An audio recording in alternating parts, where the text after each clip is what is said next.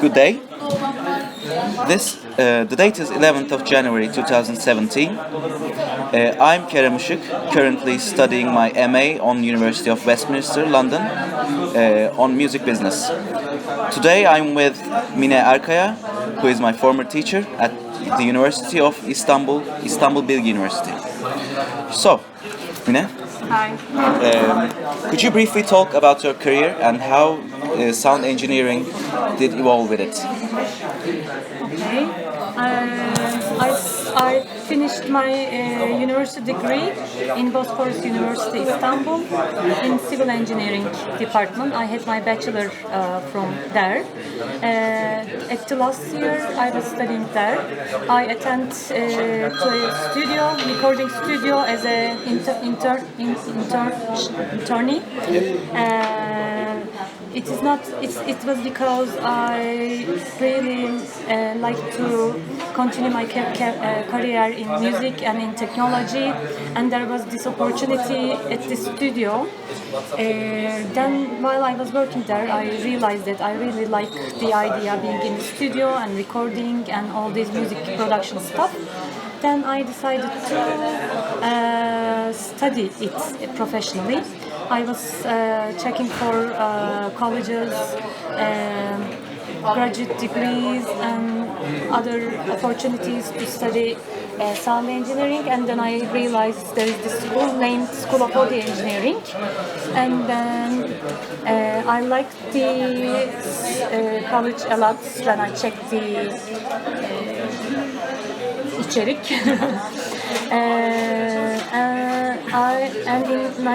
Just after I graduated from university, a few months later, I traveled to London and registered to School of Audio Engineering Institute in London for a audio engineering diploma course, and that's how I started in 1997. And how do you think? And what did you do afterwards? And what was your journey on sound engineering in this period?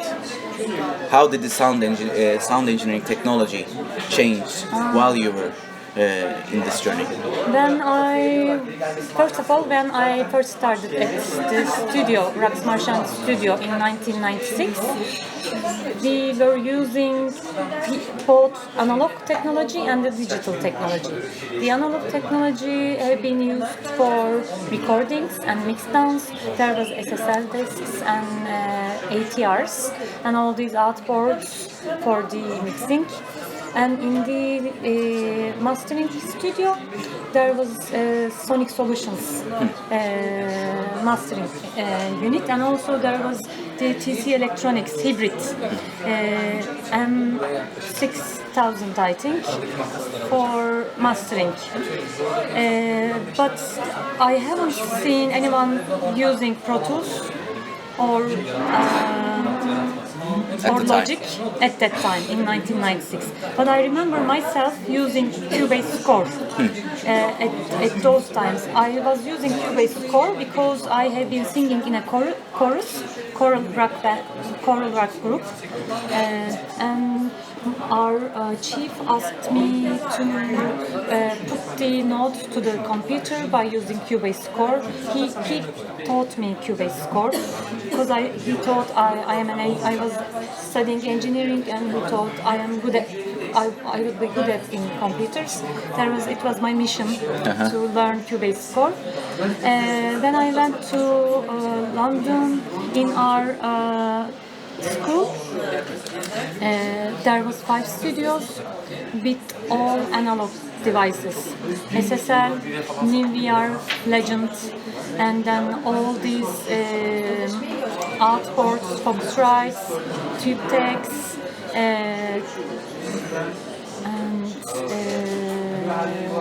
drummers, and we all recorded with ATRs.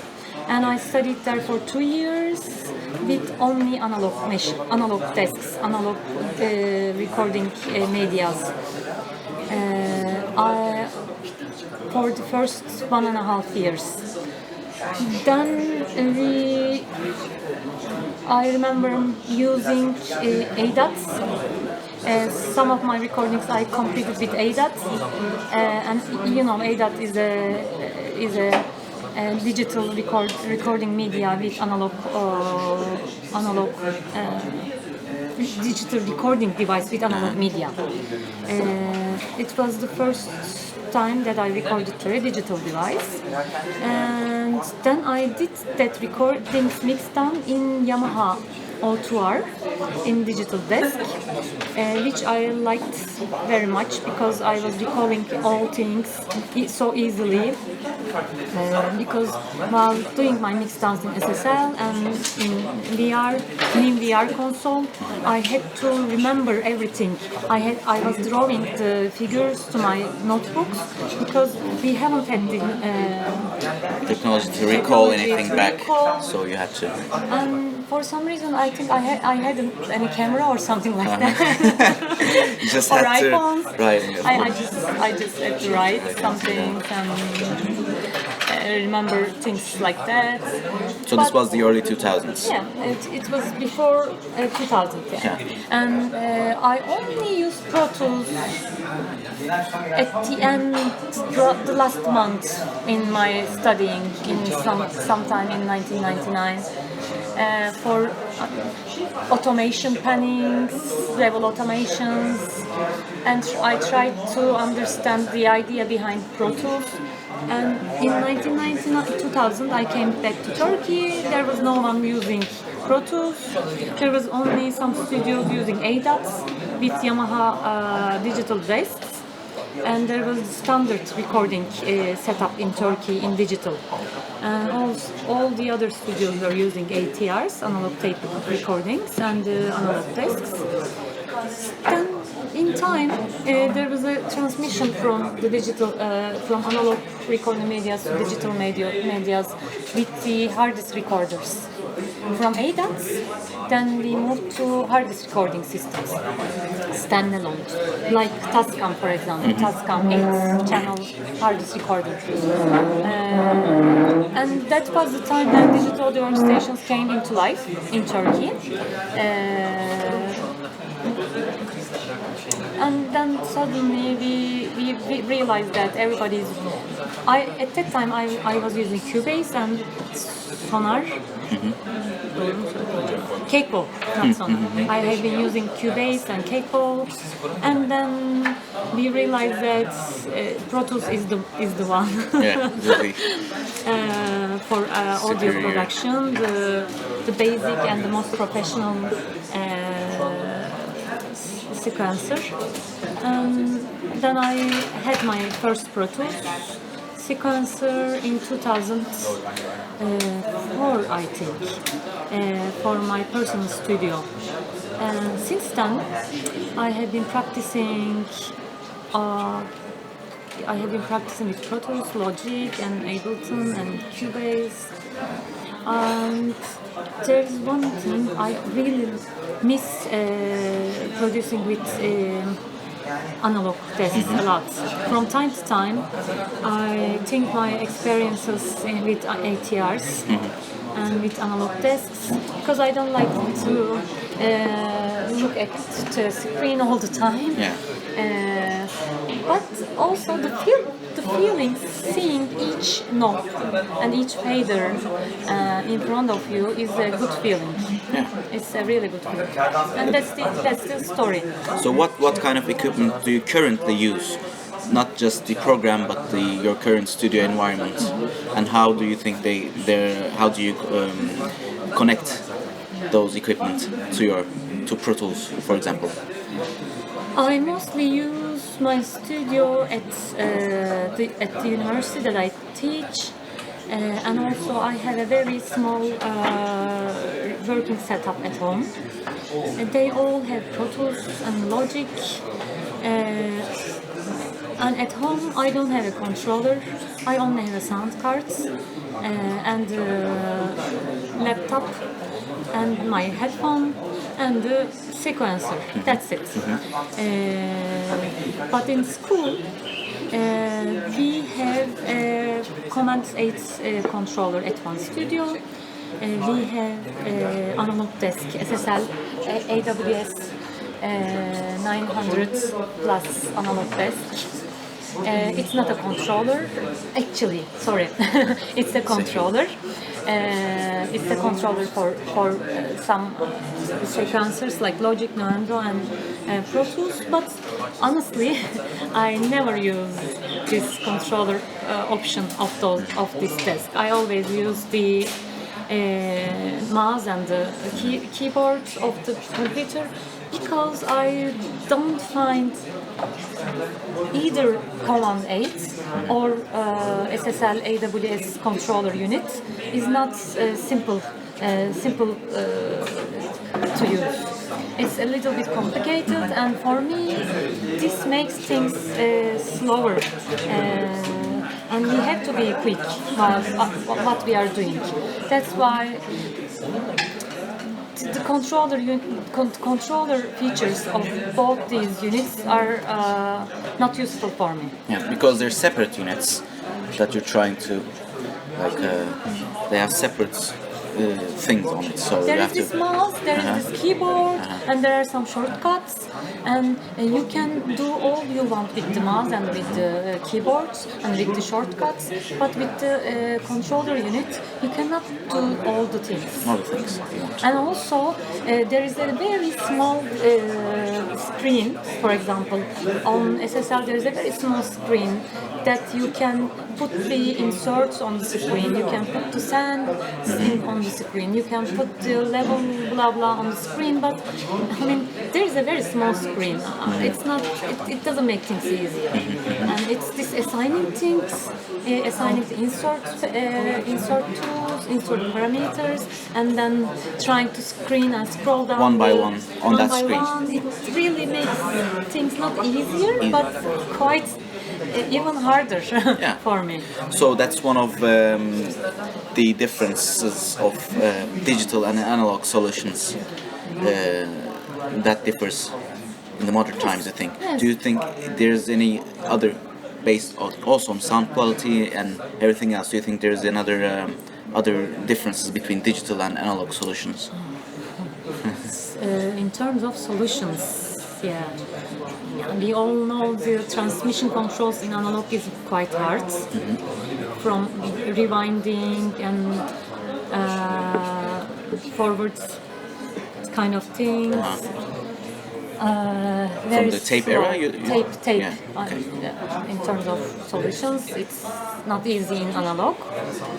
And the main problem of controlling analog with digital is also is the latency, I think. The latency is the main factor. It should be the minimum latency, so that, because we don't have the latency in analog. We don't have this latency in analog. When you turn the knob, then you then get the reaction at that time. But in digital, this is all about latency, the time delays. I think it's the main difference. So you think that as a future prediction, this latency can be solved in any ways with the better processors and better, hopefully. So we are expecting from Sony and Philips some better to come with some better ideas. ideas. Or Microsoft or Macintosh. Some new processors, and hopefully that. What about, how do you think these companies like Pro Tools, Avid, right? Avid. And these different companies that bring up in-the-box solutions, do you think it's do you think it's adequate enough that it can replace the hardware systems?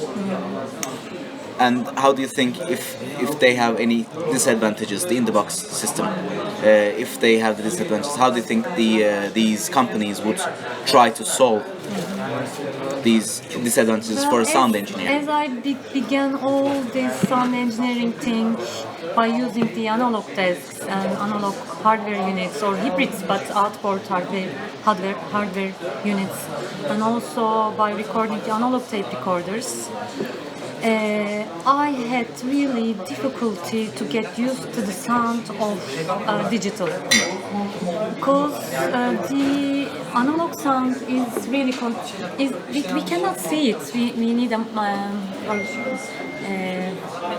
ne deniyor ona? Microscope, like microscope to see if it's really continuous or not. But we are told that it's continuous. It has a continuous form, and also when you record analog and when you use analog units, when you close your eyes, you just feel like somebody is singing or producing or talking in front of you.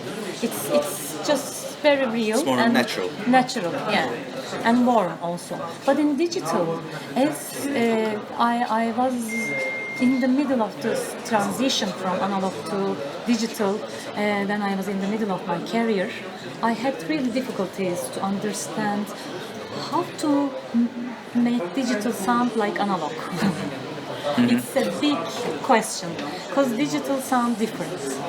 We have to say I don't like to say bad or not natural or not. It's just different. It's just different, and it's good for some genres, some kind of music, but it's not good some other kinds, or it's we really need time to fix the digital audio to sound like or to sound more natural or sound like analog. Therefore, when I started using digital sequencing, let's say 2002. Now it's been at least 10 years so far, and I recognize the improvement of this technology a lot. The converters improved a lot, and reverberation systems, reverberation plugins, and the whole kind of plugin, EQs and compression plugins improved a lot. And there's a really lot of type in plugin technology now that we can choose the best for ourselves. And that you wouldn't be able to do once in the analog because there wasn't. Yeah. You didn't have that hardware at the time. No. Therefore, I am not looking for an outboard unit or analog units. I don't insist using on hardware as I used to. Now there are better plugins, and with the algorithm system, the error correction and detection systems within these plugins and all these sequencers are getting better and better. Therefore, I have hope about digital systems, but they really need to be improved. Because they just doesn't sound like somebody's. When I hear somebody's, okay, it's not just let's forget about it. But they need to be improved. Okay. Especially the reverberation plugins and converters. So, how about some let's say real-time problem solving? Let's say you're equalizing a channel while a saxophonist maybe is recording and playing in the studio, and you are trying to come up with an EQ at the moment in real time. Do you think it would be easier? It's faster to use just the mouse and keyboard, or trying to have your hands on a channel strip that you can just immediately find the problem and try to. Which one is? Do you think which one is faster? when there is this digital opportunity, you can see all the knobs in front of you. When you are using an EQ, for instance. Yes. For example, if it is a 4-band EQ or 7-band EQ, all the knobs are in front of you. But not all the analog systems have all the knobs in front of you. Some analog systems have, bunu Türkçe söyleyebilir Tabii. miyim? Aha. Şimdi mesela şöyle bir düğme var, bir de onun altında başka bir düğme var.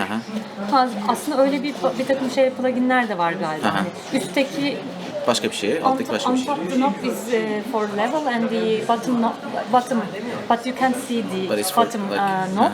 It's like on top of each other. Therefore, maybe it might be difficult for people who haven't used the analog system before. But once you know which is the level, which is the bandwidth, or which is the frequency, then things are easier for me to use my both hands and changing the level and the frequency at the same time. At the same time. But while you are using the mouse, you only click on level and change it, and then you click on the Let's say the Q. Yeah. bandwidth and change it. That means you need two mouse maybe. Yeah. You need two different inputs. It's just Yeah. okay. And let's see. I think there's just one more question.